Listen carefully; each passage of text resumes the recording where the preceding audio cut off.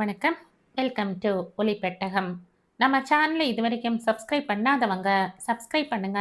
பக்கத்தில் இருக்கிற பெல் ஐகானை கிளிக் பண்ணி ஆல்ங்கிற ஆப்ஷனை ப்ரெஸ் பண்ணுங்க. ஸோ தட் நான் போடுற கதைகளை உடனுக்குடனே நீங்க கேட்கலாம். வாங்க கதைக்குள்ள போகலாம். ஷியாமா ரெடி?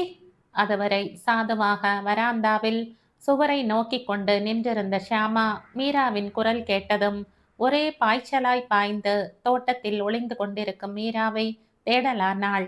ஒரு சில நிமிஷங்கள் கூட ஆகவில்லை.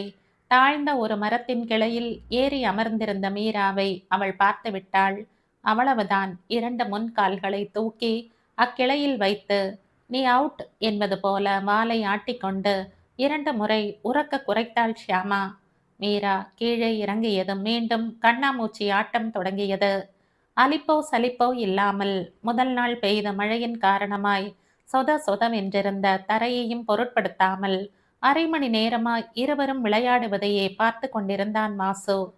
பார்த்து பார்த்து பழகின காட்சிதான் என்றாலும் தன் 10 வயசு மகளும் 1.5 வயசான தங்கள் வளர்ப்பு நாயும் ஒருவர் மேல் ஒருவர் வைத்திருக்கும் அன்பின் ஆழம் அவனை என்றும் கவர்ந்த ஒரு விஷயம்.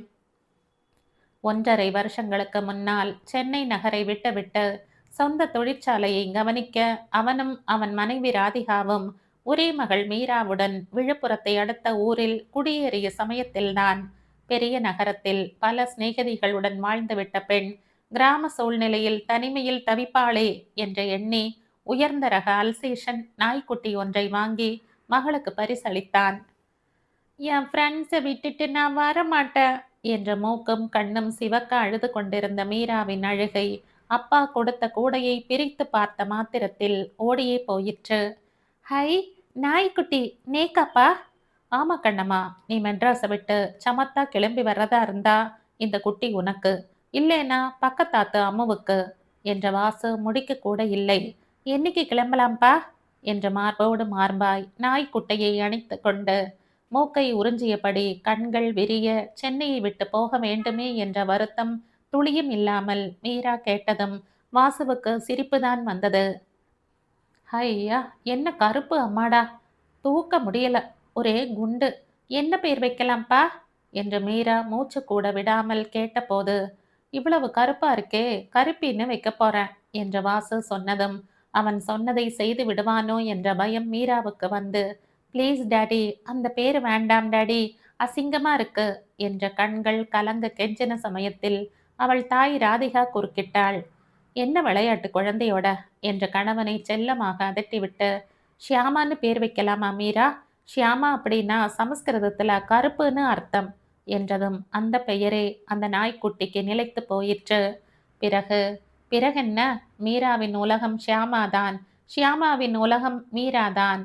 திடீரென்று ஓடி வருவாள் மீரா. ஏம்பா, இவளுக்கு ஒரு காது மடங்கியும் ஒரு காது நீளமாவும் இருக்கு என்பாள். ஷியாமா இன்னும் 2 மாச குட்டிதான், 3-4 மாசத்துல காது ரெண்டும் நிமிர்ந்துடும், இதுல தப்பு ஒண்ணுமில்ல என்று பெண்ணுக்கு புரிய வைப்பதற்குள் வாசுவுக்கு போதும் போதும் என்றாகிவிடும். விழுப்புரத்தில் உள்ள கான்வென்ட்டில் மீராவை சேர்த்தார்கள். காலையில் 8:45க்கு மீராவை கொண்டு விடும் வண்டியில் ஷியாமாவும் போய்விட்டு வருவாள். பிறகு விஷமமும் விளையாட்டுத்தனமும் அடியோடு அடங்கி போய் படுத்திருப்பாள். மணி 3:45 ஆக வேண்டியதுதான். எப்படித்தான் அவளுக்கு தெரியுமோ, காரின் ஜன்னல் வழியாக உள்ளே ஏறி படுத்து விடுவாள். 4 மணிக்கு பள்ளி வாசலில் ஷியாமாவும் மீராவும் கூடும் காட்சியை காண 1000 கண்கள்தான் வேண்டும். போங்கள்.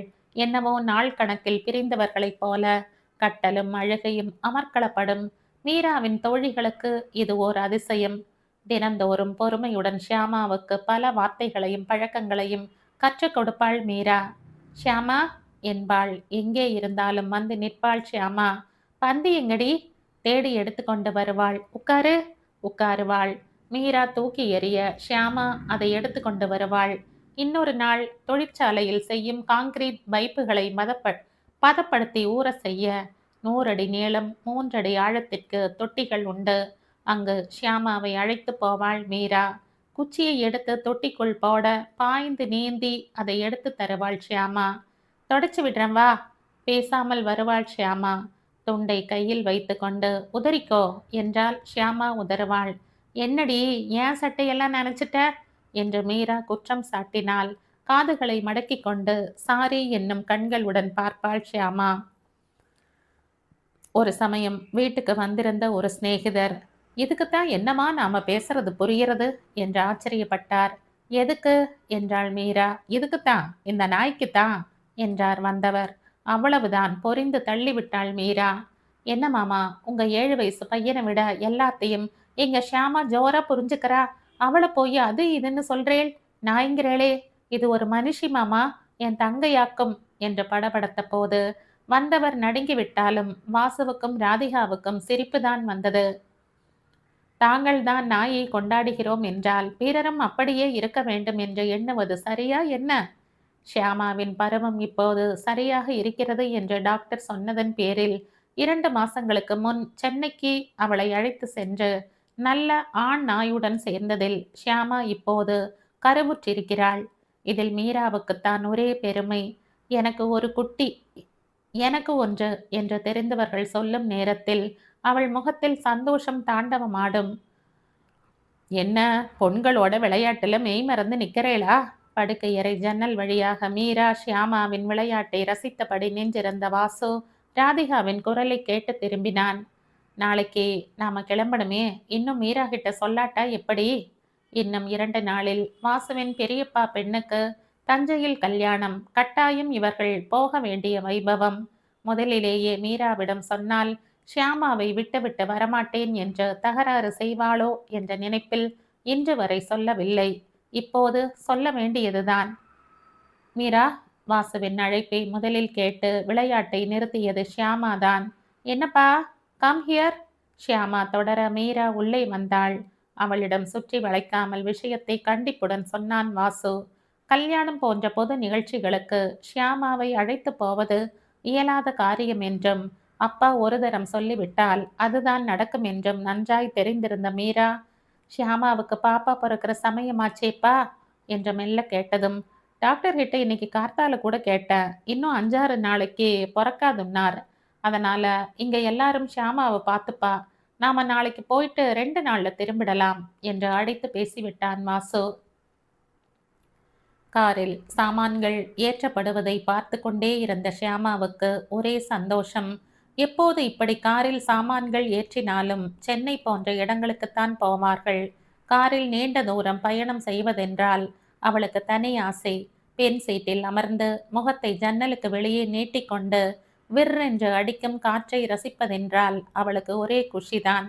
ஆனால் புறப்படும் நேரத்தில் தன்னை கட்டி போட்டதுதான் ஏன் என்று அவளுக்கு புரியவில்லை. போயிட்டு வரேன் ஷியாமா. மீரா குரல் மங்க காதுக்குள் கிசுகிசுத்த போது தன்னை விட்டுவிட்டு இவர்கள் மாத்திரம் போகப் போவது அவளுக்கு புரிந்தது. லொள் லொள் என்று அடி வயிற்றில் இருந்து குறைத்து கொண்டு நானும் வர என்று சொல்லாமல் சொல்லி சங்கிலியில் பிணைக்கப்பட்டிருந்த தலையை பலமாக ஆட்டினாள் ஷியாமா. ஷியாமா, பத்திரம் என்று வீட்டு தோட்டக்காரன், சமையல்காரன், கம்பெனி மேனேஜர் அனைவரிடமும் வாசு சொன்ன பிறகு அவர்களின் ஃபியட் கார் கேட்டை தாண்டி நெடுஞ்சாலையில் திருச்சியை நோக்கி திரும்பி 80 கிலோமீட்டர் வேகத்தில் பறக்கலாயிற்று. மீராவை விட்டு ஒரு தரம் கூட பிரிந்திராத ஷியாமாவிற்கு கார் கண்ணை விட்டு மறைய மறைய உலகமே அஸ்தமித்து போயிற்று.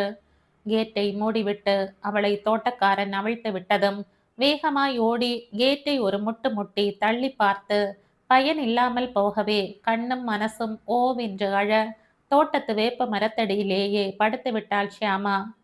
1/2 மணி நேரம் ஷியாமாவுடன் இருந்துவிட்டு மணி 2ஐ நெருங்கி கொண்டிருக்கவே ஷியாமாவுக்கு உணவு சமைக்க பின்பக்கம் போனான் தோட்டக்காரன்.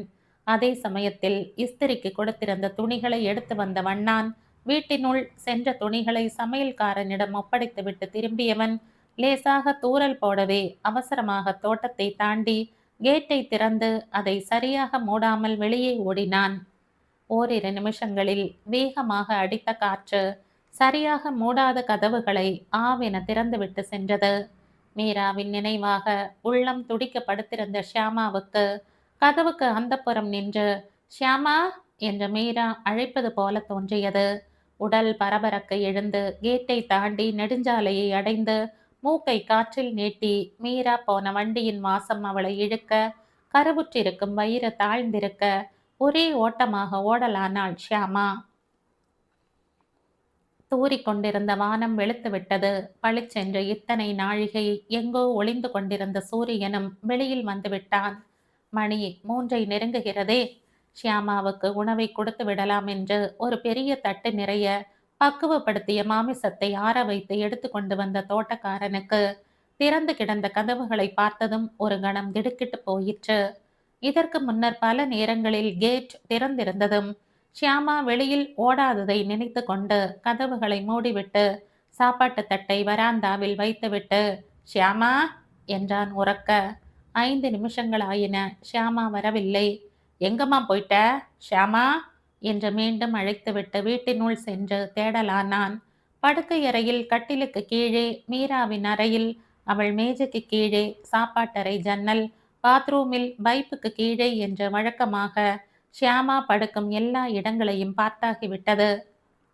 ஐயா, ஷியாமாவை பார்த்தீங்களா என்று சமையல்காரனிடம் அவன் கேட்கவும் அவனும் சேர்ந்து ஷியாமாவை தேடலானான். தோட்டம் வீடு முழுவதும் தேடிய பிறகு கண்டிப்பாக அவள் இல்லை என்று தெரிந்த பின்னர் அவர்களுக்கு நடுக்கம் கண்டது. என்ன பண்றது என்று கையை பிசைந்த சிறிது நாழிகைக்கெல்லாம் அதே காம்பவுண்டில் இருந்த தொழிற்சாலைக்கு ஓடி சென்று மேனேஜரிடம் விஷயத்தை சொன்னான். முதலாளி அந்த பக்கம் சென்று 2 மணி நேரத்திற்குள் இப்படி ஒரு செய்தி வரும் என்று கனவிலும் எதிர்பார்க்காத மேனேஜர் பதறித்தான் போனார். என்ன, எப்படி என்று துருவி துருவி விசாரித்ததும் வாசல் கதவு திறந்து கிடந்ததை மெல்ல ஒப்புக்கொண்டான் தோட்டக்காரன். வண்ணான் வந்துவிட்டு போனது தெரிய வர அவனை ஆள்விட்டு அழைத்து வர சொன்னார் மேனேஜர்.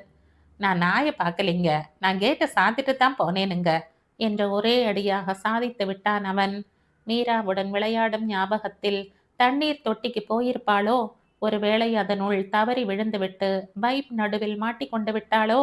நாய் என்று எண்ணாமல் ஷியாமாவின் மேல் ஆழ்ந்த பாசம் வைத்துவிட்ட அத்தொழிற்சாலை ஆட்கள் அனைவரும் வேலையை கூட நிறுத்திவிட்டு அந்த பெரிய தொட்டிகளில் இறங்கி தேடினார்கள். தொட்டிகள், தொழிற்சாலை, பைப் யார்டு, எங்கும் தேடியாகிவிட்டது. ஷியாமா இல்லை. மணி 4 போகிறதே. ஒருவேளை மீராவின் பள்ளி ஞாபகத்தில் அங்கு போயிருப்பாளோ என்று ஸ்கூட்டரை எடுத்துக்கொண்ட மேனேஜர் டவுனுக்கு சென்று பார்த்தார். மணி 5ஐ நெருங்குகையில் ஏமாற்றத்துடன் தொழிற்சாலைக்கு திரும்பியவரை அங்கு வந்திருந்த நெடுஞ்சாலை என்ஜினியர் சொன்ன விவரம் தூக்கி வாரி போட்டது. மடப்பட்டு பக்கத்துல பன்ருட்டி போற சாலையில சுமார் 1 மணிக்கு முன்னால ஒரு ஜாதி அல்சேஷன் நாயை பார்த்தேன். எனக்கு ஷியாமா ஞாபகம்தான் வந்தது. முதல் தடவையாக மீராவை தொடர்ந்து ஷியாமாவும் ஓடி இருக்கலாம் என்பது அதை கேட்டவர்களுக்கு தோன்றியது.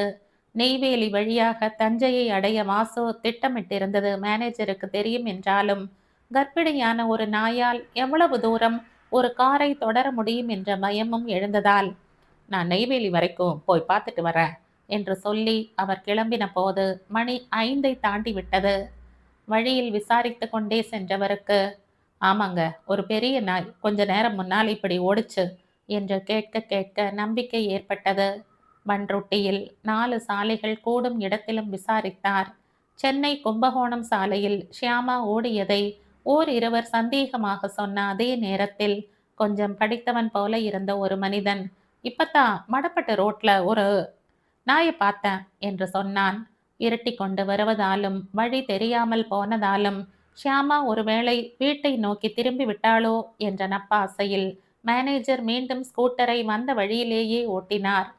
7 மணி சுமாருக்கு தொழிற்சாலையை அடைந்தவரை எதிர்நோக்கியது ஆவலுடன் இருந்த ஆட்கள் கூட்டம்தான். ஷியாமா திரும்பவில்லை. மேற்கொண்டு என்ன செய்வதென்று புரியாத மேனேஜர் வாசுவுக்கு உடனடியாக விஷயத்தை தெரிவிப்பதுதான் தன் கடமை என்று உணர்ந்தவராக தஞ்சாவூருக்கு வாசுவின் பெரியப்பா வீட்டுக்கு ஒரு அர்ஜென்ட் கால் பதிவு செய்தார். மன்னிக்கணும் சார், 2 நாளாக பெய்த பெரும் மழையில் தஞ்சை திருச்சி டெலிபோன் லைன்கள் ரிப்பேர் ஆகி இருக்கின்றன. இன்று இரவுக்குள்ளோ இல்லை நாளை காலையிலோதான் லைன்கள் சரியாகும் என்று தொலைபேசி இல்லத்தில் இருந்து பதில் வந்ததும் ஆயிரம் இடி விழுந்தாற்போல செயல் இழந்து போனார் மேனேஜர். எங்கோ தவித்து கொண்டிருக்கும் ஷியாமாவை நினைத்து அவர் உள்ளம் அழுதது. மேனேஜர் பன்ருட்டியை விட்டு கிளம்பும் நேரத்தில் நெய்வேலியை நெருங்கி கொண்டிருந்தாள் ஷியாமா. 3 மணி நேரமாக விடாமல் ஓடிக்கொண்டிருந்ததாலும் அடிவயிற்றை குட்டிகளின் கனம் பிடித்து இழுப்பதாலும் சற்றே ஓட்டத்தில் தளர்ந்திருந்த ஷியாமா விடாமல் முன்னேறி கொண்டிருந்தாள். முகத்தை காற்றில் தூக்கி வைத்து காற்றில் கலந்து வரும் தங்கள் வண்டியின் வாசனையை முகர்ந்து கொண்டே வந்ததால் அவள் பாதை சற்றும் தவறவில்லை. ஆனால் மின்னல் வேகத்தில் புறப்பட்ட அவள் ஓட்டம் நெய்வேலியை நெருங்க நெருங்க குறையலாயிற்று. வழி நெடுக டாய் நாய்டா நாய்டா என்ற சிறுவர்கள் எழுப்பிய கத்தல்களோ, ஓரிருவர் தைரியத்தை வரவழைத்து கொண்டு அவள் மீது வீசிய கற்களோ அவளுடைய கவனத்தை சற்றும் ஈர்க்கவில்லை. அவள் மனசெல்லாம் நிறைந்து கிடந்த மீராவை அடைவதுதான் அவளுடைய சிந்தனையில் உரைத்த ஒன்றே ஒன்று.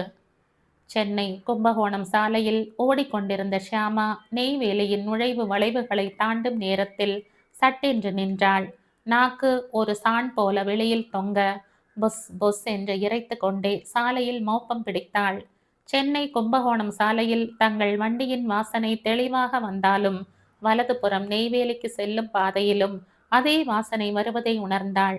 என்ன செய்வது, எப்படி போவது என்று புரியாமல் நின்றிருந்த சமயத்தில் முன்பொரு தடவை இதே நெய்வேலிக்கு வந்து உறவினர் ஒருவர் இல்லத்தில் ஒரு பகல் பொழுதை கழித்துவிட்டு மீண்டும் வீட்டுக்கு திரும்பியது நினைவுக்கு வர வாலை ஆட்டிக்கொண்டு மீரா நான் வரேன் என்று கத்துவது போல குறைத்து கொண்டு நெய்வேலி பாதையில் திரும்பி ஊருக்கு செல்லும் வழியில் ஓடினாள் ஷியாமா.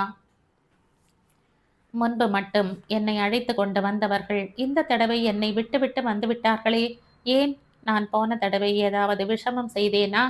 இருக்கட்டும், இந்த மீராவை பார்த்ததும் அவளுடன் நான் விளையாடாமல் என் கோபத்தை காட்டுகிறேன். சீச்சி, மீராவிடம் கோபமா? என்னால் மீராவிடம் கோபமாக இருக்க முடியுமா என்ன? அவளை பார்த்ததும் கீழே தள்ளி முகத்தை நக்கி மனசில் உண்டான ஆசையான எண்ணங்கள் தன்னை உந்த டவுன்ஷிப்பிற்குள் நுழைந்தாள் ஷியாமா. அவளுக்கு தாகம் எடுத்தது, கால்களை வலித்தது, வயிற்றை என்னவோ பிடித்தெடுத்தது. இன்னும் கொஞ்ச நாழிதான், பல்லை கடித்து கொண்டு இருந்து விட்டாள். பிறகு பிறகு மீரா லோயர் பொலிவார்ட் சாலையில் அந்த உறவினரின் வீட்டை காரின் வாசனையை தொடர்ந்தே அடைந்து விட்டாள் ஷியாமா. பூட்டியிருந்த கேட்டை திறக்க முடியாமல் நான் வந்திருக்கிறேன் என்பது போல குறைத்தாள். ஒருவரும் வராது போகவே வேலி இடுக்கு வழியாக புகுந்து உள்ளே போனாள். வேலியின் முள் கம்பிகள் அவள் உடலை கிழித்து லேசாக ரத்தம் வந்தது கூட அவளுக்கு தெரியவில்லை. வேகமாக உள்ளே ஓடி வீட்டை அடைந்தாள் ஷியாமா. வீடு இருளில் மூழ்கி கிடந்தது. சோர்ந்து களைத்து ஆவலுடன் ஆசையுடன் வந்த ஷியாமாவை பூட்டிய வீடுதான் வரவேற்றது. 80 கிலோமீட்டர் வேகத்தில் வாசு வண்டியை செலுத்தி கொண்டிருந்தான். அவன் அருகில் மீரா, அவள் அருகில் ராதிகா, பின்னால் நெய்வேலி உறவினர், அவர் மனைவி, அவர்களின் ஒரே பிள்ளை. வண்டியினுள் கலகலப்பு நிறைந்து வழிந்து கொண்டிருந்த போதிலும் மீரா ஒருவரிடமும் பேசாமல் எதிரே தெரிந்த சாலையையே பார்த்து கொண்டிருந்தாள்.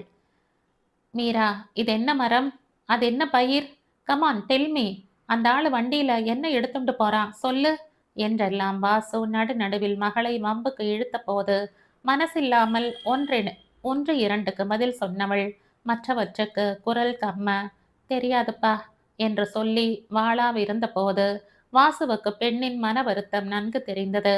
ஒரு கையால் ஸ்டீரிங்கை பிடித்து கொண்டு இடக்கையால் மகளை தன்னோடு இறுக அணைத்து கொண்டு என்னாச்சு டார்லிங், உனக்கு ஏன் சும்மா இருக்க என்று கேட்டான்.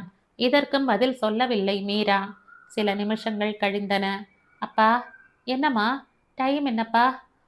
கிட்டத்தட்ட 4. ஏம்மா? ஷியாமாவுக்கு தோட்டக்காரன் சாப்பாடு போட்டிருப்பான், அவளும் சாப்பிட்ருப்பா இல்லையாப்பா? தலையை சற்றே திருப்பி கண்களை உயர்த்தி தன் கண்களை சந்தித்த மனைவியின் கண்ணை பார்த்தான் வாசு. ஷியாமாவை பற்றின எண்ணம் தங்கள் பெண்ணை எவ்வளவு தூரம் ஆக்கிரமித்திருக்கிறது என்று இருவருக்கும் நன்கு புரிந்தது. மகளை இன்னும் இறுக அணைத்து கொண்ட வாசுவின் எண்ணமும் ஷியாமாவை சுற்றியே ஓடியது. சிறு குட்டியாக இருக்கும் போதே ரொம்ப புத்திசாலியாக இருந்து சொல்வது எல்லாம் அப்படியே புரிந்து கொண்டவள் ஷியாமா. நாய் பிரியர்களான அவனையும் ராதிகாவையும் மீராவையும் அவள் தன் வயப்படுத்தியது பெரிய காரியமல்ல. ஆனால் தொழிற்சாலை ஆட்களையும் மேனேஜர் குடும்பத்தையும் ஏன் அத்தையையும் தன் வழிக்கு கொணர்ந்தாளே, அது ஒரு மனிதனால் செய்திருக்கக்கூடிய காரியமா என்று அவன் பல தடவைகள் தன்னுள் வியந்ததுண்டு. வாசுவின் தந்தை வீட்டிலேயே இருந்து கொண்டு அவனை வளர்த்தது. அவன் அத்தை சிறு வயதிலேயே விதவையாகி தலையை மழித்து கொண்டு வெள்ளை உடுத்தி ருத்ராட்சம் அணிந்து பட்டையாய் விபூதி இட்டு கொண்டு சதா சிவ சிவா என்று முணுமுணுத்து கொண்டிருக்கும் அவர் சென்ற வருஷம் வாசுவுடன் 3 மாசங்களாவது இருக்கலாம் என்று வந்திருந்தார். வந்து இறங்கியவரின் கண்களில் முதலில் பட்டது ஷியாமாதான். சீச்சி, போ அந்தண்ட என்ற ஒரு கையை உயர்த்தி உக்கிரமாக அவர் ஷியாமாவை விரட்டியதை நல்ல வேளை மீரா பார்க்கவில்லை. அத்தை வந்த ஒரு நாளைக்குள் வாசு குடும்பத்தினர் அவளிடம் காட்டும் அன்பையும் மரியாதையையும் பார்த்தாள் ஷியாமா. அவளுக்கு என்ன புரிந்ததோ, இவரை எப்படியாவது தன் வயப்படுத்த வேண்டும் என்று நினைத்தாளோ என்னவோ. அத்தையை சதா சுற்றி சுற்றி வருவாள். தான் அருகில் வந்தால் அவருக்கு பிடிக்கவில்லை என்பதை நன்கு உணர்ந்தவளாக எப்போதும் 5 அடி விலகியே இருப்பாள். பூஜை முடிந்த பிறகு மீராவை வைத்து கொண்டு அத்தை கதை சொல்லும்போது தானும் காதை சாய்த்து சாய்த்து அத்தை சொல்வதை புரிந்து கொள்ள முயற்சிப்பாள். அத்தை வந்ததில் இருந்து ஷியாமாவுக்கு மாமிசத்தை நிறுத்தியாகி விட்டது. எப்பேற்பட்ட பிராமணா வீடு இது, இதுல கண்டதை சமைக்கிறதாவது கூடாதுமா என்ற ஒரே போடாய் போட்டு விட்டார். அத்தை வந்த ஒரு சில நாட்களில் ஒரு நாள் அவர் பூஜைக்கு பூ பறிக்க தோட்டத்துக்கு போயிருந்தார். ஷியாமாவும் கூடவே போனாள். செம்பருத்தி செடியில் இருந்த ஓணான் ஒன்று அத்தை கையை வைக்கவும் அவள் மேல் பாய்ந்து ஓட அத்தை அம்மாடி என்று பயந்து அலறிவிட்டார். அவ்வளவுதான்.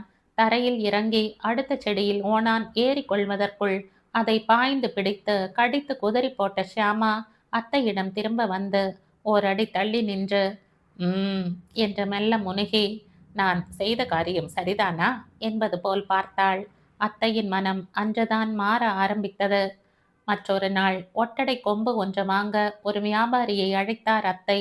அவன் கையில் இருந்த கம்பு ஒன்று நழுவி போய் அத்தையின் காலில் விழ அவர் வலியால் துடித்து அடக்கடங்காரா என்று அலற வியாபாரி மேல் பாய்ந்து விட்டாள் ஷியாமா. அடி என் கண்ணே, என் மேல தூசி பட்டா உனக்கு பொறுக்கலையே என்று அரற்றிக்கொண்டு தன் ஆச்சாரத்தை மறந்து தன் பிடிவாதத்தை இழந்து ஷியாமாவை அத்தை அணைத்து கொண்டது அன்றுதான். பகவான் அதுக்குன்னு படைச்சிருக்கான், அதை நான் மாற்ற முடியுமா? இவளுக்கு அந்த சமாச்சாரத்தையே பண்ணி கொடு என்று அத்தை உத்தரவு கொடுக்க ஷியாமாவுக்கு மீண்டும் மாமிசம் கிடைத்ததும் அன்றில் இருந்துதான்.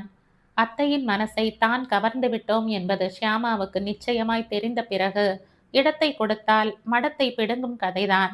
மத்தியானம் அத்தை படுக்க பாயை போட்டு பலகையை வைத்தால் அவர் படுக்க இடம் கொடுக்காமல் தான் அதில் வந்து படுத்து வம்பு செய்வாள் ஷியாமா. மதியம் 3 மணிக்கு மாமிசத்தை சாப்பிட்டு விட்டு அத்தையின் கால்களை நக்கி மடியில் படுக்க தொந்தரவு செய்வாள். சர்வ மங்கள மாங்கல்யே என்று ஸ்லோகத்தை சொல்லி கற்பூரம் காட்டிவிட்டு பூஜையை முடித்து கொண்டு அத்தை வெளியே வரும்போது அவருடைய பூஜை முடிந்து விட்டதென்று ஷியாமாவுக்கு எப்படித்தான் தெரியுமோ? அதுவரை சமர்த்தாக இருந்துவிட்டு அப்போது நேரே மேலே வந்து ஏறுவாள். கடைசி காலத்துல, அஞ்ஞானம் விட்டு போற காலத்துல எனக்கு இப்படியொரு பந்த பாசமா ஈஸ்வரா என்று அவர் அங்கலாய்ப்பதை பார்த்து வாசுவும் ராதிகாவும் சிரிப்பார்கள். என்னப்பா, நான் கேட்ட கேள்விக்கு பதில் சொல்லாம நீங்க தனக்குத்தானே சிரிக்கிறீளே? ஷியாமாவை பற்றின நினைவுகளில் மூழ்கிவிட்ட வாசு பெண்ணின் குரல் கேட்டு அதில் இருந்து மீண்டான். ஷியாமா நன்னா சாப்பிட்டுட்டு இப்ப தூங்க கூட ஆரம்பிச்சிருப்பா, நீ கவலைப்படாத டார்லிங் என்றவன், அடடா மணி ஆயிற்றே, நாம ஜானவாசத்துக்குள்ள தஞ்சை போகணுமே என்ற நினைப்பும் வந்தவனாக வண்டியை இன்னும் வேகமாக ஓட்டலானான். வீடு பூட்டி இருக்கிறது என்பது முதலில் ஷியாமாவுக்கு புரியவில்லை. பின் கதவு திறந்திருக்குமோ என்ற நினைப்பில் அந்த இருட்டின நேரத்தில் வீட்டை சுற்றி சுற்றி 2 முறை பலமாக குறைத்து கொண்டே ஓடின பிறகுதான் இங்கு மீரா இல்லை, ஒருவரும் இல்லை என்ற விஷயம் புரிந்தது. கிட்டத்தட்ட 3.5 மணி நேரமாய் ஓடி வந்த களைப்பும் மீரா இல்லையே என்ற ஏமாற்றமும் தான் இனி என்ன செய்ய போகிறோம் என்ற பயமும் ஒன்றாக தோன்றி அவளை செயல் இழக்க செய்தன. ஒரு வேளை கூட சாப்பாடு இல்லாமல் அவள் இருந்ததில்லை. வேளைக்கு மாமிசமும் முட்டையும் பாலும் அருந்தி பழக்கப்பட்டிருந்தவளுக்கு சாப்பிட்டு பல மணி நேரம் ஆனதால் பசி மயக்கமும் சேர்ந்து வந்தது. மீரா மீரா என்று துடித்த இதயம் காதுக்குள் பரபரக்க முதல் தடவையாக அவள் பதறி போனாள். ஊருக்கு திரும்பி போவதா? என்மேல் ஒருவருக்கும் ஆசை இல்லையா என்ற எண்ணம் எல்லாம் அந்த சின்ன இதயத்தில் தோன்றின. தோட்டத்து தொட்டியில் நிரப்பி இருந்த பச்சை தண்ணீரில் பல வாய்கள் குடித்தாள் ஷியாமா. மனம் சற்று தெளிவு கண்டது.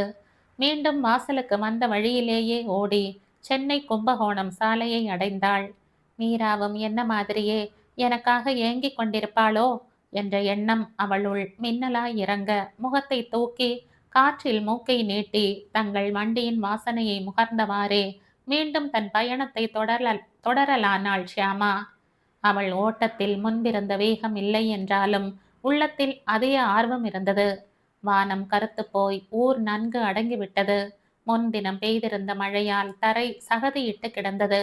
வடலூர் பீங்கான் தொழிற்சாலையை அடுத்துள்ள சாராய கடையில் அன்று கூட்டம் குறைவாகவே இருந்தது. வேலை வெட்டியற்ற முனியப்பன் மண்ணாங்கட்டியுடன் சென்னையில் இருந்து வந்திருந்த கந்தன் அமர்ந்திருந்தான். கந்தன் சென்னை கால்நடை மருத்துவமனையில் அட்டெண்டராய் இருந்தவன். அங்கு வரும் நோயாளிகளின் சொந்தக்காரர்களிடம் லஞ்சம் வாங்கியது நிரூபிக்கப்பட்டுவிட்ட காரணத்தினால் வேலையை இழந்து அன்றுதான் சொந்த ஊருக்கு வந்திருந்தான். வயிற்றின் சுமையும் சோர்வும் தாங்காமல் மிகுந்த தளர்ந்த ஓட்டத்துடன் வடலூரை தாண்டி கொண்டிருந்த ஷியாமா தள்ளாமை காரணமாக ஒரு சில நிமிஷங்கள் ஓய்வெடுக்க அமர்ந்த போது கடையின் வாசலில் இருக்கும் பெஞ்சில் அமர்ந்து குடித்து கொண்டிருந்த கந்தனின் கண்களில் பட்டாள். நாய்களிடம் நன்கு பழகியிருந்த அவனுக்கு ஒரே பார்வையில் ஷியாமா ஓர் உயர்ந்த ஜாதி அல்சேஷன் என்பது புரிந்துவிட்டது. டேய் வாத்தியார, இது யார் நாய்டா? உள்ளூர் வாசியான மண்ணாங்கட்டியும் முனியப்பனும் கடைக்காரனும் சத்தியமாக நாய் அந்த ஊருக்கு புச்சு என்று சொன்னதும் கந்தனின் மனம் துள்ளியது. டேய், அந்த நாய் நல்ல ஜாதி நாய்டா, யார் வீட்லயோ வளர்க்கறது, தெரியாம ஓடியாந்துருச்சு போல இருக்கு. புச்சு குத்தம்னா ரூபா கொடுப்பாங்கடா என்று அவன் சொன்னதும் மற்றவர்களும் அவனுக்கு உதவ தயாரானார்கள். 3 சாக்குகளை கையில் சுருட்டி கொண்டு ஆளுக்கு ஒரு திசையில் இருந்து அடுத்த 5 நிமிஷங்களில் அவர்கள் ஷியாமா மேல் பாய்ந்தார்கள். உள்ளமும் உடலும் நொந்திருந்த ஷியாமா சற்றும் எதிர்பாராத சமயத்தில் அவர்கள் பாயவே ஒரு கணம் தடுமாறி போன சமயத்தில் ஒருவன் வயிற்றை இடுக்கி பிடிக்க, ஒருவன் கழுத்தை பிடிக்க, கந்தன் தலையை பிடித்து நாய்களுடன் பழக்கப்பட்டவனாக இருந்ததால் ஒரே வினாடியில் ஒரு கயிற்றால் அவளின் வாய்க்கு பூட்டு போட்டு விட்டான். ஷியாமா பல நிமிஷங்கள் திமிரினதுதான் மிச்சம். கயிற்றால் அவள் கழுத்தை கட்டி சாராய கடைக்கு இழுத்து சென்று வெளிச்சத்தில் அவளை பார்த்ததும் அவள் கர்ப்பிணி என்பது கந்தனுக்கு புரிந்தது. டேய் பசங்களா, நமக்கு ராஜ யோகம்டா இன்னைக்கு. இந்த நாய் கர்ப்பமா இருக்குதுடா. இதோட குட்டி ஒவ்வொன்றும் மெட்ராஸ்ல 100 ரூபாய்க்கு மேல போகும்டா என்று கொக்கரித்தவன், இத்த நாமளே வச்சுக்கின்னு குட்டி பிறந்த பிறவு அதுங்களை வித்து போடலாம், என்ன சொல்றீங்க என்றது மற்றவர்களுக்கும் சந்தோஷம் பீரிட்டது. அன்றிரவு ஷியாமாவை அந்த சாராய கடையின் உள்ளேயே கட்டி போட்டு வைத்துவிட்டு காலையில் மேற்கொண்டு பார்த்து கொள்வது என்ற முடிவுக்கு வந்தார்கள். வாயை கட்டி ஒரு கம்பத்தோடு பிணைக்கப்பட்ட ஷியாமா கதவு சாத்தப்பட்ட இருளில் அடைபட்டு போனாள். சாராய கடைக்காரன் கதவை பூட்டி கொண்டு போனதும் காவலுக்கு தான் இருப்பதாக கந்தன் சொல்லவும் மற்ற இருவரும் தங்கள் வீட்டை நோக்கி போனார்கள். எப்படி இந்த நாய் மூலம் நிறைய பணம் திரட்டலாம் என்று திட்டமிட்டு கொண்டே இருந்த கந்தன் நள்ளிரவை தாண்டியதும் தூக்கம் கண்களை அழுத்த கையில் இருந்த பீடியை தூக்கி வீசி எறிந்துவிட்டு நன்றாக தூங்கலானான். கந்தன் விசிறி எறிந்த பீடி துண்டு ஷியாமா அடைப்பட்டு கிடக்கும் கொட்டகையின் மேல் விழுந்து பலமாக காற்று வீசும்போது கணகணத்து அடியில் இருந்த ஓலைக்கும் தன் தீயை மெல்ல மெல்ல தரலாயிற்று. அடுத்த 20 நிமிஷங்களுக்குள் ஷியாமா நரக வேதனையை அனுபவித்து விட்டாள் என்றுதான் சொல்ல வேண்டும். வாய் இறுக்கி கட்டப்பட்டிருந்ததால் புகை மண்டலம் அவளை சூழ்ந்த போது மூச்சு விடவே திண்டாடி போனாள். தலையை உலுக்கி உலுக்கி கயிற்றை அறுக்க பார்த்து வலி கண்டதுதான் மிச்சம். 20 அடி தள்ளி கொட்டகை தக தகவென்று தீப்பற்றி எரிவதை கொஞ்சமும் உணராத கந்தன் சாராயம் குடித்த போதையில் நன்கு உறங்கியே போனான். 3 அடி நீள கயிற்றில் பிணைக்கப்பட்டிருந்த ஷியாமாவுக்கு பயம் நெஞ்சை முட்டியது. கத்தவும் முடியாமல் வாயில் போட்டு அவளுக்கு தீ என்றால் அசாத்திய நடுக்கம். கார்த்திகை அன்று அகல்களை ஏற்றி பட்டாசு சுடும் நேரத்தில் துடித்து போய்விடுவாள். அந்த கம்பத்தை சுற்றி ஓடி இப்படியும் அப்படியும் தாவி அல்லலுற்றாள். வாயிருந்தால் இந்த கயிற்றை கடித்து ஓடியிருப்பேனே என்று ஏங்கியவளுக்கு உலகமே வெறுத்து போயிற்று. மேலே சடசடவென்ற சப்தத்துடன் எரிந்த ஓலை துணுக்குகள் மெல்ல மெல்ல அந்த அறைக்குள் நுழைந்த போது 1-2 ஷியாமா மேலும் விழுந்துவிட பதறிப்போனாள். அம்மா, மீரா, ஐயோ! அந்த நல்ல மனம் கொண்ட ஷியாமா அழுது துடித்தது கடவுளுக்கு கேட்டது போலும். மேலே இருந்து எரிந்து விழுந்த ஒரு பெரிய ஓலை துண்டு ஷியாமா கட்டப்பட்டிருந்த கயிற்றின் மீது சரிய அந்த கயிறும் சேர்ந்து எரிய ஆரம்பித்தது. தீயை வெகு அருகில் கண்டு அலறிய ஷியாமா தன் பலத்தை எல்லாம் கொண்டு தன்னை இழுக்க எரிந்து பலம் குறைந்திருந்த கயிறு பட்டென்று அறுந்து அவளுக்கு சுதந்திரத்தை கொடுத்தது. தான் சுதந்திரமாகிவிட்டதை உணர்ந்த ஷியாமா அந்த அறையை 2 முறை சுற்றி ஒரு கையளவு சந்து இருப்பதை உணர்ந்து அந்த இடத்து ஓலைகள் தலையை கிழிக்க அந்த துவாரத்தின் வழியாக வெளியே வந்து ம் ம் என்று தன் பலம் கொண்டவரை கத்திக்கொண்டே 2 அடி கயிறு கழுத்தில் இருந்து தொங்க வாயில் கட்டு இருக்க சாலையில் இறங்கி வேகமாக ஓடலானாள்.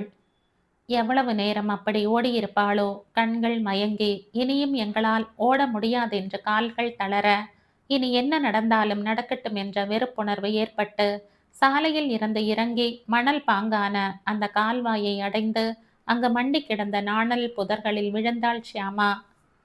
சுமார் 1/2 மணி நேரம் அந்த இருட்டிலேயே அந்த புதரிலேயே விழுந்து கிடந்து தன்னைத்தானே சிறிது தேற்றிக் கொண்டவள் முன் 2 கால்களால் மிகவும் அன்றாடி வாயில் கட்டியிருந்த சணல் கயிற்றை உதடுகளை கீறிக்கொண்டு ஒரு வழியாக அவிழ்த்த அதே நேரத்தில் அவள் வயிற்றில் பலமான வலி ஏற்பட்டது.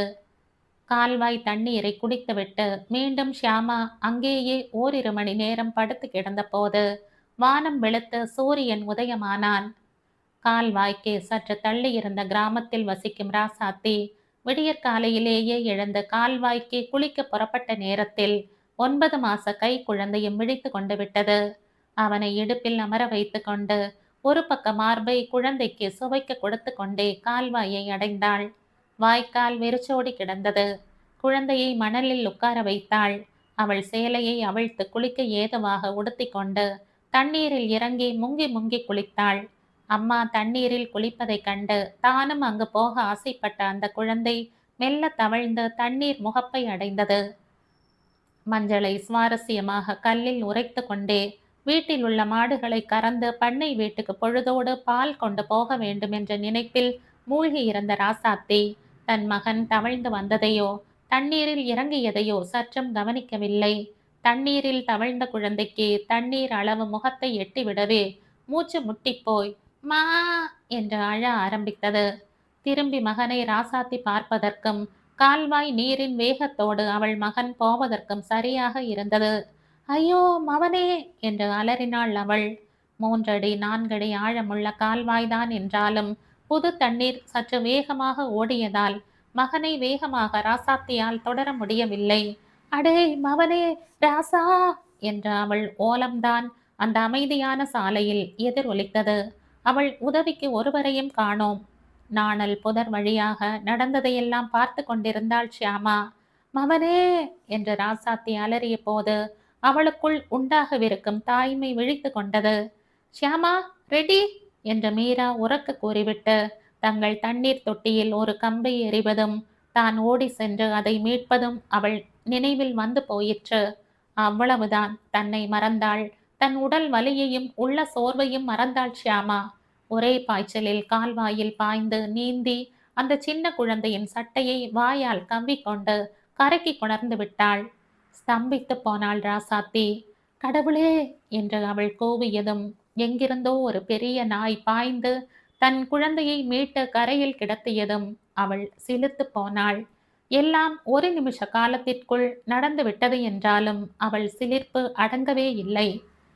கரைக்கு ஓடி மா என்று அழுது கொண்டிருந்த மகனை மார்போடு அணைத்து என் தங்கமே ஏ ராசா என்ற முத்தமழை பெய்துவிட்டு அருகில் நின்ற ஷியாமாவை துளியும் கவனிக்காமல் ஊரை நோக்கி ஓடினாள். ஈரப்புடவையுடன் குழந்தையை மார்பில் அணைத்து கொண்டு ஓடிய ராசாத்திக்கு வீட்டை நெருங்குகையில் தான் தன் மகனை காப்பாற்றிய நாயின் நினைவே வந்தது. அது யார் ஊட்டு நாயி? எம்மா பெருசு. ஒருவேளை மாரியாத்தா தான் இப்படி வேஷம் போட்டுங்கன்னு வந்தாளோ?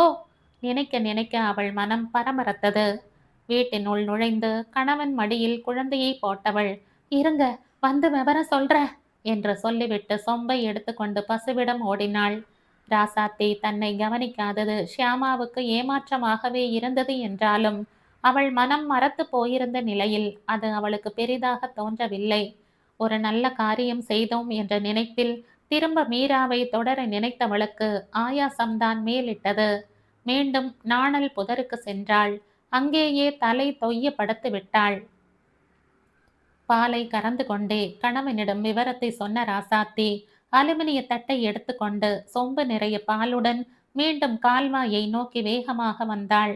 நாணல் புதரை அடுத்து நின்று ஆத்தா ஆத்தா என்ற குரல் நடுங்க கூப்பிட்ட பின் மெதுவாக புதரை விலக்கிக் கொண்டு ஷியாமா படுத்திருந்த இடத்தை அடைந்தாள். ஆத்தா வா, என்னால முடிஞ்சது கொடுக்கற என்ற பயபக்தியுடன் தட்டை ஷியாமா முன் வைத்து சொம்பு பாலையும் அதில் ஊற்றினாள். வழக்கமாக ஷியாமா எந்த அந்நிய நபர் எது கொடுத்தாலும் சாப்பிட மாட்டாள். ஆனால் அந்த ராசாத்தியின் முகத்தில் தெரிந்த உண்மையான அன்பையும் பாசத்தையும் கண்டு தட்டில் இருந்த பால் முழுவதையும் சுவைத்து குடித்தாள். அவளுடைய அப்போதைய நிலைக்கு அது அமிர்தமாக இருந்தது. பாலை குடித்ததும் நன்றி என்பது போல ராசாத்தியிடம் நெருங்கி லொள் என்று மெல்ல குரைத்தாள்.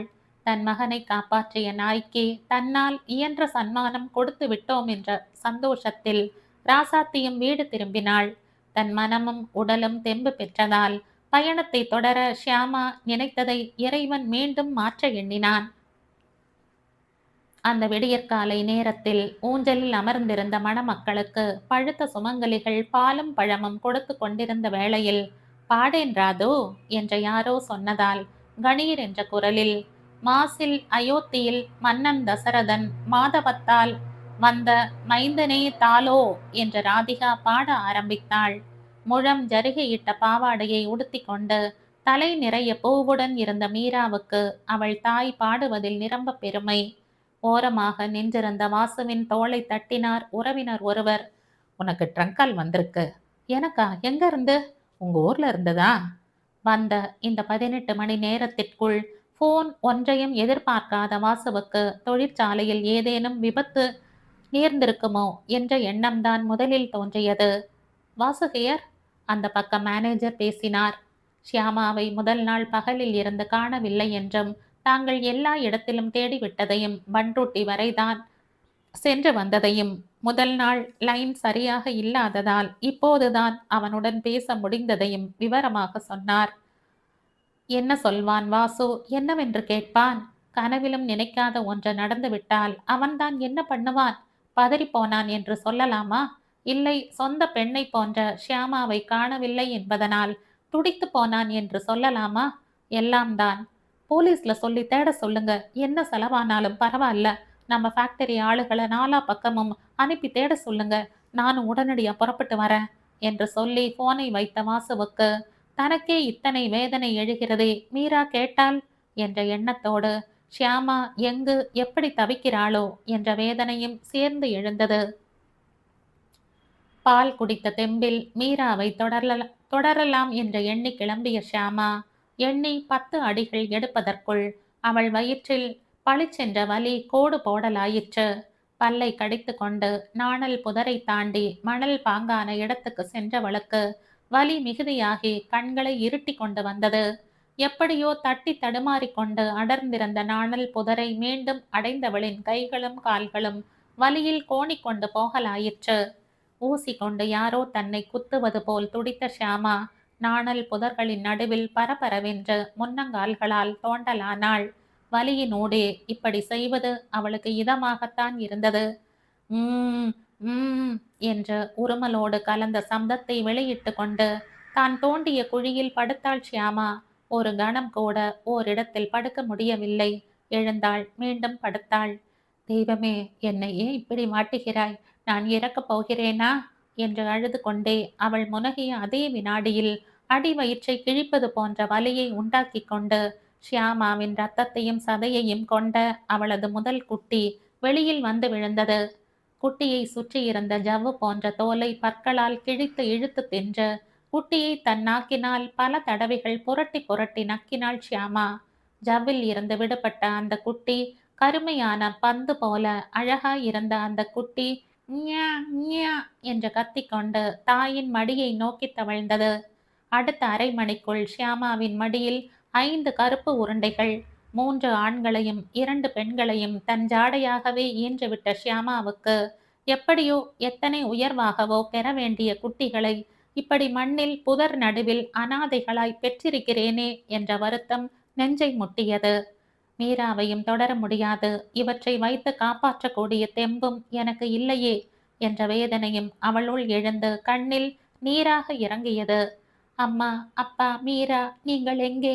நான் இங்கு தவிக்கிறேனே என்று அந்த சின்ன இதயம் ஓலமிட்டது. முகூர்த்தம் முடிந்த கையோடு உணவு கூட அருந்தாமல் வாசு குடும்பத்தினர் புறப்பட்டது மற்ற உறவினர்களுக்கு எப்படியோ ஆகிவிட்டது. என்னப்பா என்ற பெரியப்பாவிடம், ஃபேக்டரியில ஏதோ தகராறு, நான் உடனடியா போகணும் என்ற வாசு சொன்னவுடன் அவர் புரிந்து கொண்டு விட்டார். மௌனமாக காரில் ஏறிக்கொண்ட ராதிகா கணவனின் முகத்தை பார்த்து ஏதோ முக்கிய சமாச்சாரம்தான் என்று புரிந்து கொண்டு அவராக சொல்லும் வரை நாம் கேட்க வேண்டாம் என்று இருந்தாள்.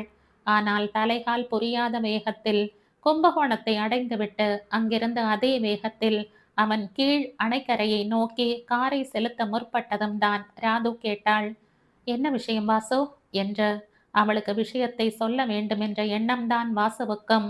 ஆனால் அவளை ஒரு நிமிஷம் கூட தனியாக விடாமல் கூடவே இருக்கும் மகளை பார்த்துவிட்டு அவன் பேசாமல் இருந்து விட்டான். இப்போதும் மனைவியின் கண்களை ஒரு கணம் பார்த்துவிட்டு சட்டென்று சாலையின் பக்கம் திரும்பி, ஒன்றும் இல்லை, அப்புறமா சொல்றேன் என்றான்.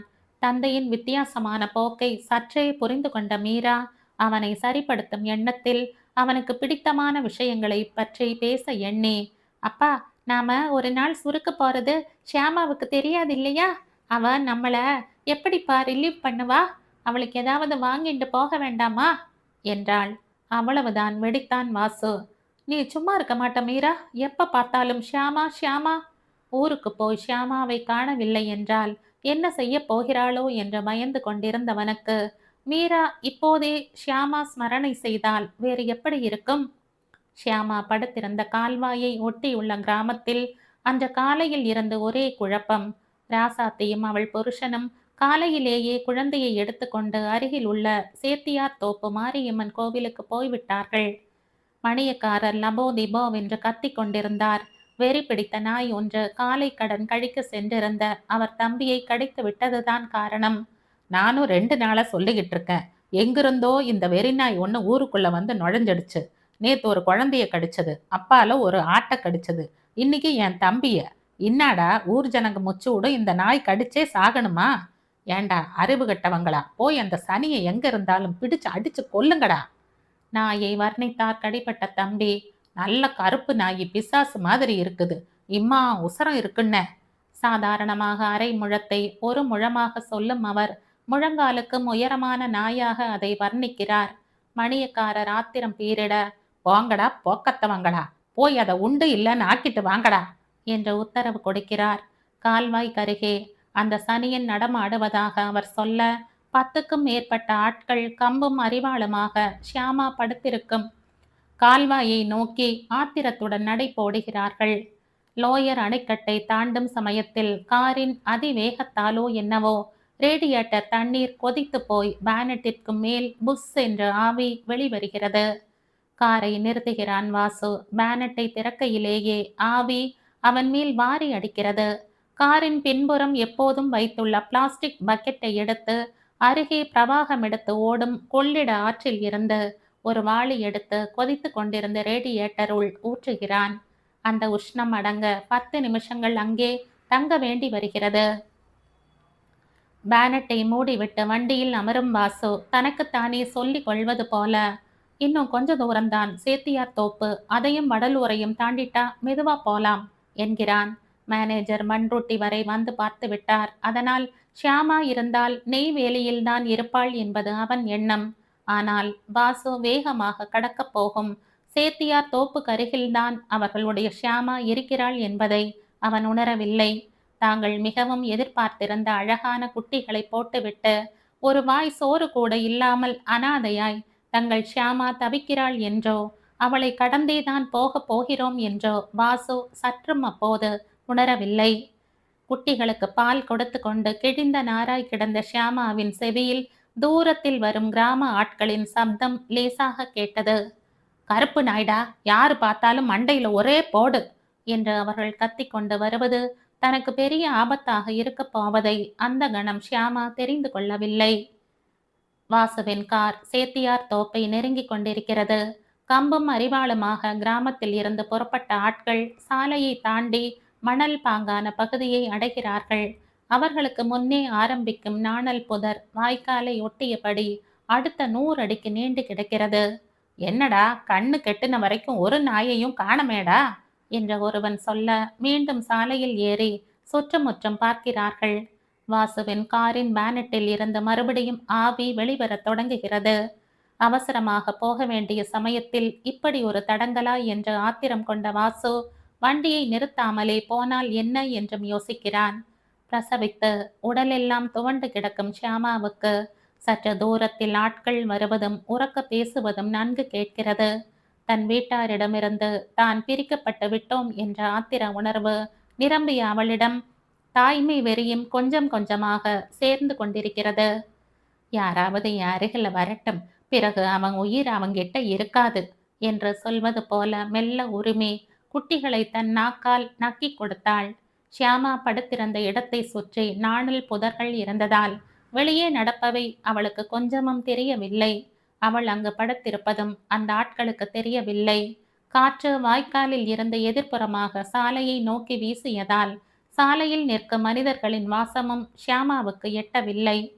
என்னடா, அந்த நாய் எங்கிட்டும் காணலையே, ஐயா சொன்னாரே என்ற ஒருவன் நீட்டி முழக்கிய போது, டேய், நாணல் புதர்ல மறைஞ்சுகிட்டு இருக்குமோ என்ற சந்தேகத்தை இன்னொருவன் கிளப்ப, அத்தையும் பார்த்துவிடலாம் என்று மீண்டும் மணற்பகுதியில் சிலர் இறங்குகிறார்கள்.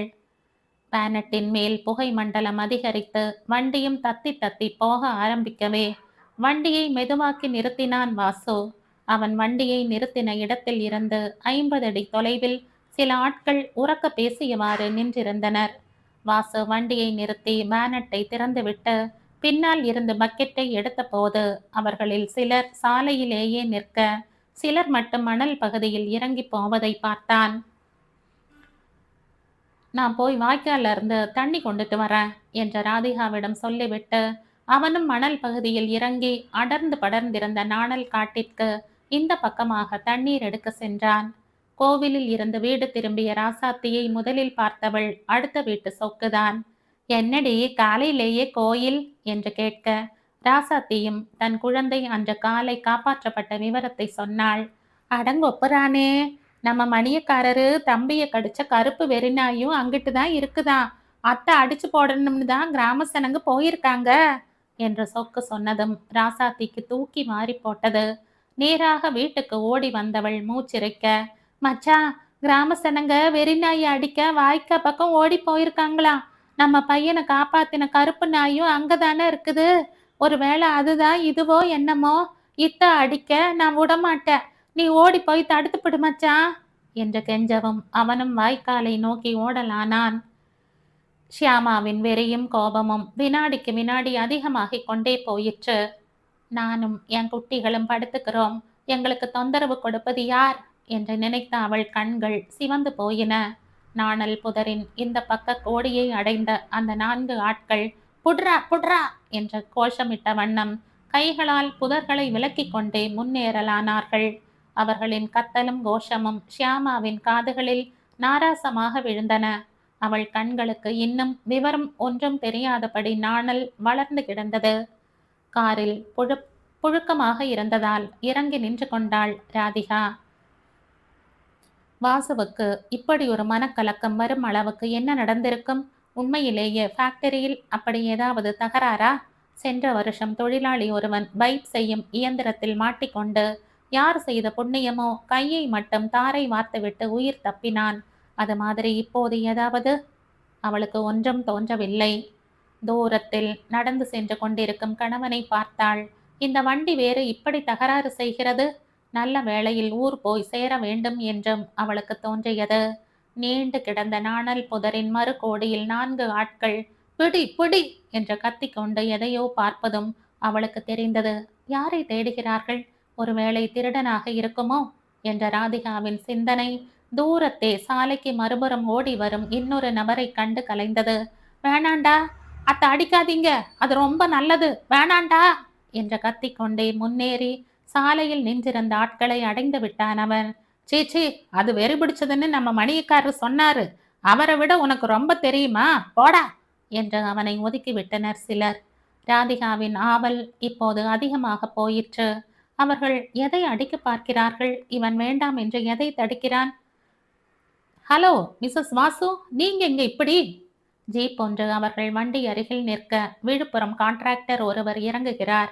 ராதிகா பதில் சொல்லும் முன், அவரே, நான் கும்பகோணம் வரைக்கும் போறேன், உங்க வண்டியை பார்த்தேன், நிறுத்திட்டேன். ஆமா சார் எங்க என்று கேட்டுக்கொண்டே பேனட்டை நெருங்கி உள்ளே பார்த்தார். ரேடியேட்டர் கொதிச்சு போயிருக்கு. அவர் தண்ணி எடுக்க போயிருக்காரு. திரும்பி வாசுவை பார்க்கிறாள் அவள். அவன் தண்ணீரை மொண்டு கொண்டிருந்தான். ஷியாமாவின் சகிப்புத்தன்மை பொறுக்க முடியாததாக போயிற்று. "ஞே, ஞே, ஞே" என்ற கத்தும் குட்டிகளை கூட உதறிவிட்டு அவள் எந்த நிமிஷமும் தன் கண்ணில் படும் ஆட்களை எதிர்க்க தயாராக இருந்தாள். 20 அடி தூரத்தில் கேட்ட சப்தம் மெல்ல மெல்ல அவளை நெருங்கலாயிற்று. பேனட்டில் இருந்த தலையை நிமிர்த்தின கான்ட்ராக்டர், "ஆமா, உங்க நாய் கிடைச்சதா? நேத்து விழுப்புரமே அல்லோ கல்லோல பட்டு போச்சு" என்றதும் ராதிகாவுக்கு தூக்கி வாரி போட்டது. கார் முன் சீட்டில் அமர்ந்திருந்த மீராவின் காதுகளிலும் கான்ட்ராக்டர் கேட்டது விழ தடக்கென்று இறங்கி தாயின் அருகில் நின்று கொண்டாள். "என்ன சொல்றீங்க நீங்க?" மெதுவாகவே கேட்டாள் ராதிகா. "என்னங்க, உங்களுக்கு விஷயமே தெரியாதா? நேத்து மத்தியானத்துல இருந்து உங்க நாயை காணமாம். இன்னைக்கு காலையில கூட மிஸ்டர் வாசு கிட்ட போன் பேசி சொன்னதா உங்க மேனேஜர் சொன்னாரே." மீராவின் இதயம் சுக்கு சுக்காக நொறுங்கி போயிற்று. "போய் போய்" என்று உரக்க கத்தினவள், "அப்பா அப்பா" என்று அடி வயிற்றில் இருந்து கதறிக்கொண்டு கைகள் இரண்டையும் அகல விரித்து கொண்டு கான்ட்ராக்டர் சொல்வது நிஜமா என்று தெரிந்து கொள்ள தந்தையை நோக்கி மணலில் இறங்கி ஓடுகிறாள். ராதிகாவின் இதயமும் ஒரு தடவை அடிப்பதை மறந்துதான் போயிற்று. அதே கணத்தில் அதே வினாடியில் சற்று தள்ளி இருந்த கூட்டத்தில் இருந்து, "வேணாண்டா, அது நல்ல நாயி, என் குழந்தைய இன்னைக்கு காப்பாத்துச்சு, அந்த கருப்பு நாயை அடிக்காதீங்க" என்ற ஒருவன் உரக்க கோபமும் ராதிகாவுக்கு ஏதோ ஒன்று புரிந்த மாதிரி இருந்தது. வியந்து நிற்கும் கான்ட்ராக்டரை சற்றும் லட்சியம் செய்யாமல், "வீரா, வீரா" என்று அழைத்து கொண்டே பெண் பின்னால் ஓடினவள் சட்டென்று நின்று நாணல் புதரில் நிற்கும் ஆட்களை நோக்கி ஓடினாள். ஷியாமாவை அந்த ஆட்கள் பார்த்து விட்டார்கள். "அடே, குட்டி போட்டிருக்குதுடா, அதான் வெறி" என்று சொல்லிக்கொண்டு அவர்கள் அதி ஜாக்கிரதையாக முன்னேறவும் கட்டுக்கடங்காத வெறிக்கு ஆளானாள் ஷியாமா. அவர்களை குதறி எடுக்க வேண்டும் என்ற எண்ணம் எழுந்த நேரத்தில் குட்டிகள் மேல் அவர்கள் தடி அடி விழலாமே என்ற எண்ணமும் தோன்ற, "ஹ ஹ லோல் லோல்" என்று சீறிக்கொண்டு நாணல் புதரை விட்டு வெளியே பாய்ந்தாள். அவளை தொடர்ந்து ஆட்களும் கோபத்துடன் கம்புகளை சுழற்றி கொண்டு ஓடினார்கள். "அப்பா அப்பா" மீரா உலகத்தையே வெறுத்துவிட்டு வெறுப்பின் உருவமாய் ஆட்களை தாக்க ஷியாமா முற்பட்ட அந்த நேரத்தில் மீராவின் குரலையும் தொடர்ந்து ராதிகாவின் குரலையும் கேட்டு லொல் லொல் லொல் என்று குறைத்து கொண்டு பாய தயாரானவள் ஒரு கணம் மயங்கி நின்றாள். லொல் லொல். கண்களில் கண்ணீர் வழிந்தோட பதறிக்கொண்டு அப்பாவை நோக்கி ஓடிக்கொண்டிருந்த மீராவின் காதுகளில் அந்த லொல் கேட்டது. கன்றின் குரல் தாய் அறியும் என்பார்கள். மீரா ஷியாமா மேல் கொண்டிருந்ததும் அந்த ரக பாசம்தானே. ஷியாமாவின் குரலா அவளுக்கு புரியாமல் போகும்? ஷியாமா! மீராவின் கத்தல் வானத்தில் எதிரொலித்தது. அந்த பூமியில் எதிரொலித்தது. ஷியாமாவின் காதுகளில் தேனாய் ஓடியது. மயங்கி அவள் நின்ற ஒரு கணத்தை பயன்படுத்தி ஒரு ஆள் கம்பால் அவள் முதுகில் பளிச்சென்று அறையவும், "அடிக்காத" என்று அலறினாள் ராதிகா. ஷியாமாவுக்கு அந்த அடியோ இல்லை சுற்றியிருந்த அபாயமோ எதுவுமே உரைக்கவில்லை. ஷியாமா என்ற குரல் வந்த திக்கை நோக்கி அம்பென ஓடினாள். லொல் லொல், நான்தா ஷியாமா, லொல் லொல், மீரா மீரா, உன் ஷியாமாதான். தேனும் பாலும் கலந்தது போல என்பார்கள். மலரும் மணமும் ஒன்றானது போல என்பார்கள். அவை அத்தனையின் சிறப்பையும் தங்கள் அன்பு இதயங்களின் சேர்க்கையால் துச்சமாக்கி விட்டார்கள் ஷியாமாவும் மீராவும். கண்களில் நீர் பிரவாகம் எடுக்க ராதிகாவும் 32 பல் தெரிய சிரித்த வாசுவும் தூரத்தில் இருந்த ஆட்களும் செயல் இழந்து நிற்க மீராவின் கைகளை பிடித்து இழுத்து கொண்டு நாணல் காட்டிற்குள் ஓடுகிறாள் ஷியாமா. 2 கைகள் கொள்ளாமல் 4 குட்டிகளை மீராவும் வாயில் பந்து போல மற்றொன்றை ஷியாமாவும் அடுத்த ஒரு நிமிஷத்திற்குள் எடுத்துக்கொண்டு வெளிவந்த போது அன்பின் உருவத்தை, பிணைப்பை அந்த 2 முகங்களிலும் கண்டார்கள் ராதிகாவும் வாசுவும். 1973ஆம் ஆண்டு வெளிவந்த கதை இது. இந்த கதை உங்களுக்கு பிடிச்சிருந்தா லைக் பண்ணுங்க, ஷேர் பண்ணுங்க, சப்ஸ்கிரைப் பண்ணுங்க. மற்றும் ஒரு இன்ட்ரெஸ்டிங்கான கதையோட அடுத்த வீடியோல சந்திப்போம். பாய். Thank you.